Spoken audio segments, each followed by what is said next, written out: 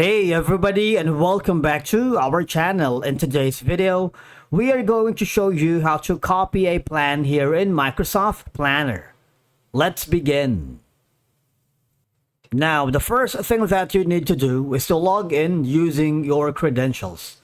If this is your first time here in Microsoft Planner, I want you to click the sign up option.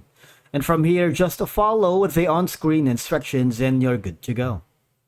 Copying a plan here in Microsoft Planner is a simple process. All I have to do is log into your account, and once you are here, all I have to do is go to the left side panel of your dashboard and go to My Plans.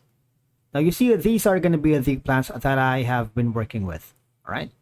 All you're going to do is click the plan that you wanted to have a copy. There's going to be a three dots icon here that says More Option. And from here, just click the copy link to plan. All right, that's it.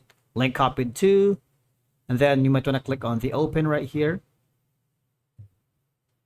Now, after copying the plan, you need to verify that all the tasks, buckets, and labels were copied as expected. Note that the task assignments, dates, comments, and attachments are not copied over. All right, because the copied plan will be a fresh template, right? Just like this one. You can adjust the tasks, assignments, and deadlines without affecting the original plan.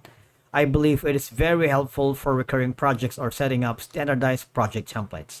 Now, if you don't have the option to copy a plan, you might want to make sure that you have the accessibility or the privilege to this entire project. So you might want to ask the plan owner of this account to make sure you are given the privileges. Otherwise, you're not going to be able to copy a plan here in Microsoft Planner. All right, and that's it for today's video. Thank you so much for watching. We will see you again in the next one.